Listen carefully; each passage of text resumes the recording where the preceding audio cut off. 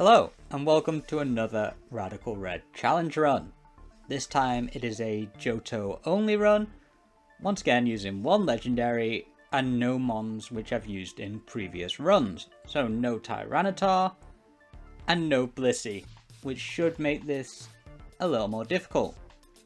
The team I'm going to use for the Elite Four, the first mon is Porygon 2 with the Eviolite, Trick Room for a couple of the fights. We have Crobat, who's just a great mon, Quagsire with Water Absorb. We have Entei as our legendary, Mega Scizor to do a lot of damage, and Donphan rounds out the last member of the team. Up first is Lorelei and her team of water types. We are able to do massive damage to the Ogerpon with our Crobat, as we set up the Trick Room with Porygon 2. We were almost able to take out the Ogerpon, but just not quite. But thanks to the Trick Room, we now outspeed with Porygon, finish off the Ogerpon, as Crobat is able to U-turn out against the Politoed. We do get burned, but it's no big deal. I do send out Donphan here to bait out 2 water moves into the right hand slot, so then Porygon 2 can recover for free. I obviously switch out here into Quagsire, predicting the 2 double water moves on the Water Absorb. Unfortunately, Walking Wake did go for Hurricane instead, but we're able to get a bit more HP on Porygon, and then land a massive Thunderbolt on the Politoed. Quagsire is able to get a Yawn off on the Walking Wake, which means we won't have to worry about that side of the field next turn. We do end up going down with our Porygon 2, but the Walking Wake does fall asleep here, with Quagsire at just about half HP.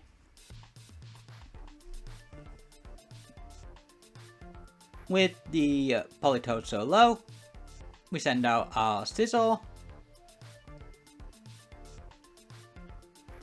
finish off the Politoed, and get a bit of chip damage off on the Walking Wake. Politoed does get a Scald off onto Scizor, fortunately it doesn't burn. We're able to bring the Walking Wake down low, and force in the Kyogre. The Kyogre goes for Origin Pulse in the Primordial Sea, which is going to heal up our Quagsire even more, and get it back to close to full HP. Scizor does go down, but the Earthquake from Quagsire does massive damage, almost taking out the Walking Wake, and bringing Kyogre low. Then send out Crobat to finish off the Walking Wake, to guarantee that Quagsire takes no damage, in case it woke up. Kyogre goes for Origin Pulse again, we're able to bring it down low, and get our Quagsire back to full HP. Can then send out Entei, who's able to finish off the Kyogre with just an E-Speed, as the Swampert does Mega Evolve. It goes for Earthquake. It does do a lot of damage to Entei. It'll do a bit of damage in return with Quagsire, and the last of Lorelei's mons comes out, the Iron Bundle. I do Extreme Speed here to break the Iron Bundle sash. Fortunately, Swampert goes for Earthquake here. Does even more damage to the bundle. Quagsire lives the hit. We're able to Earthquake, finish off the bundle, leaving us in a 2v1 with Donphan and Quagsire against the Mega Swampert.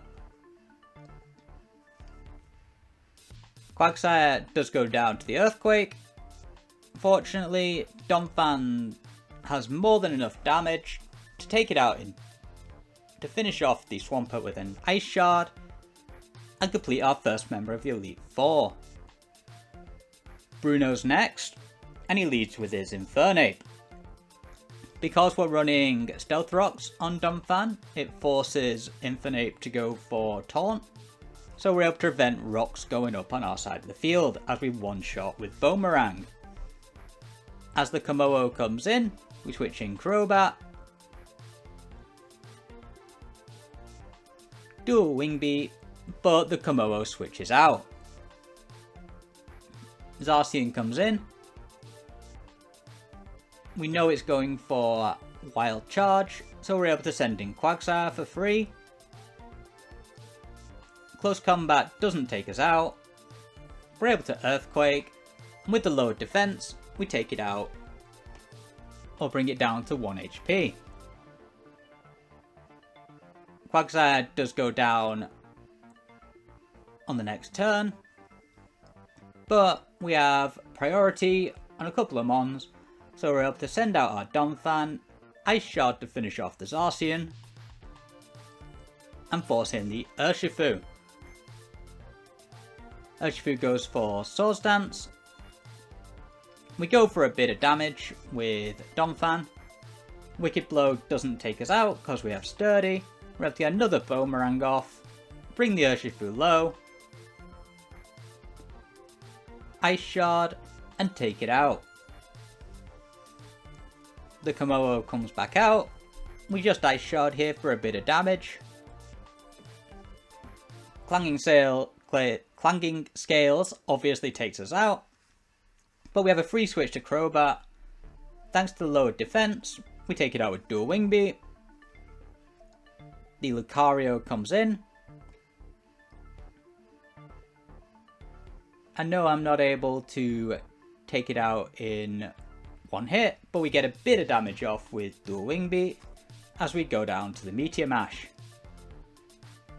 It's not really a problem because we still have Entei, who's able to live a close combat, land a Sacred Fire, finish off the Lucario, leaving just one Pokemon left on Bruno's team. We go for Extreme Speed on the Iron Valiant for a bit of damage. Send out our Scizor, who's able to Mega Evolve, Bullet Punch, and finish off the Iron Valiant. We make our way through to Agatha next. We don't know which team we're facing yet, because it's a Zoroark, but we don't know which variant.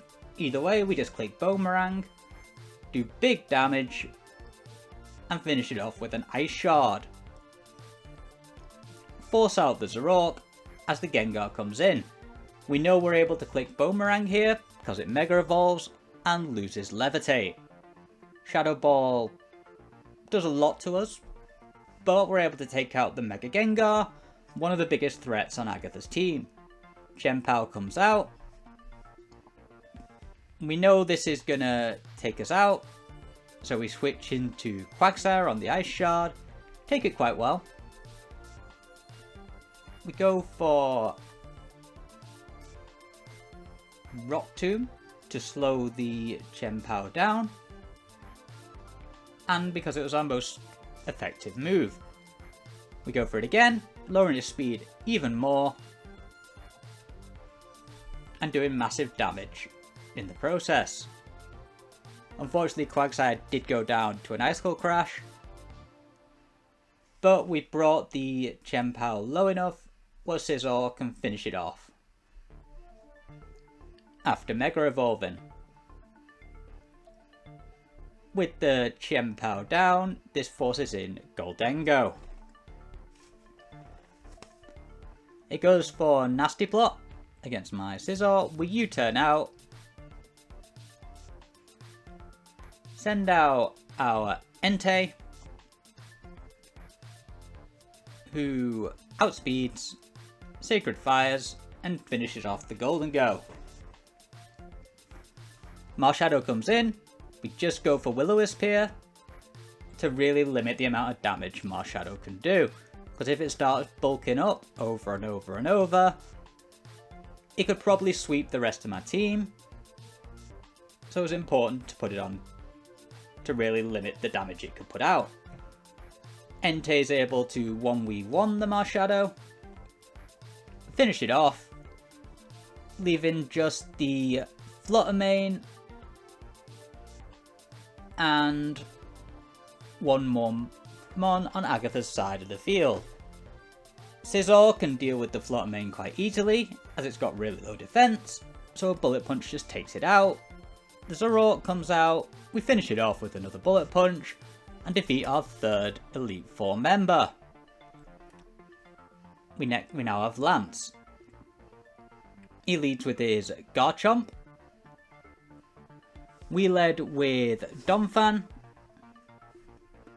We did put Rapid Spin on Donphan, so then we could prevent the Stealth Rocks going up on our side of the field. Ice Shard's then able to do massive damage to Garchomp. Here we just switch straight back into Donphan as he roars us out. Get a bit of HP back, Rapid Spin again after we live the Earthquake.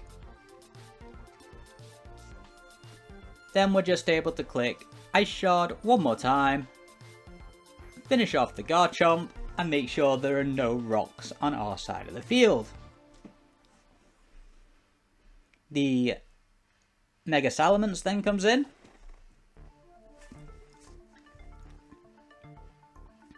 I didn't have a great switch here, but Quagsire was probably my bulkiest Mon. And we do get a lucky roll with Fire Fang, meaning we don't take any damage. Double Edge does do a lot of damage. We're able to get a Rock Tomb off, lower the speed of the Salamence.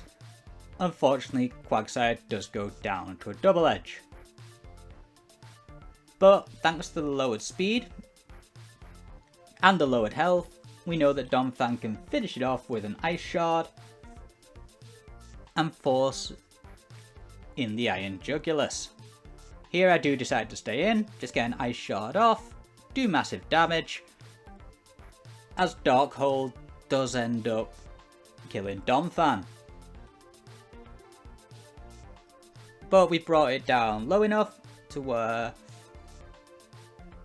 Crobat can 1v1 it and finish it off with 2 dual wing beats. Melmetal then comes out. I don't really need Crobat for the rest of the fight, so I just let Crobat go down to an Ice Punch. And I send out Entei. We burn the Melmetal with a Will-O-Wisp, meaning Earthquake now doesn't do a lot of damage. And then we're able to get a couple of Sacred Fires off, as we're able to take out the Melmetal, leaving just the Dragonite and the Primal Dialga. The Primal Dialga comes out next. We once again click Sacred Fire, do decent damage, get a burn off on the Dialga for a bit of residual damage. Here we send out Scizor.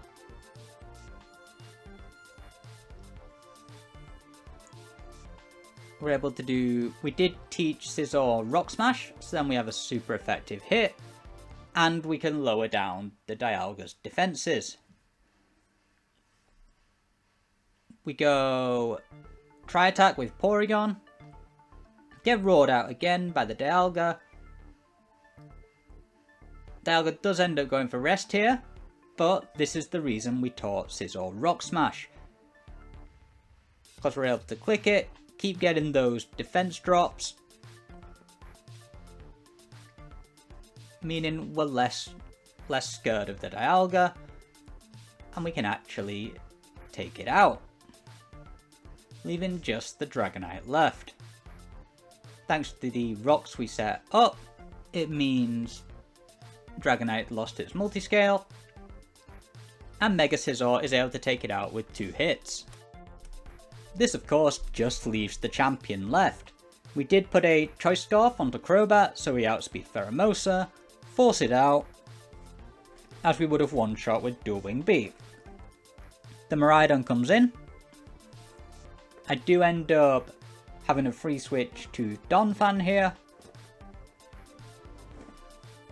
We get a free turn as it goes for an electric move. It goes for Calm Mind on the next turn. Boomerang brings it low enough to where Ice Shard is actually going to be able to finish it off. And we take out the Miraidon for free. Yveltal then comes in, which is usually a menace because it can put Pokemon to sleep with Dark Hole. Fortunately, we have the electric terrain up, so none of our mons can fall asleep.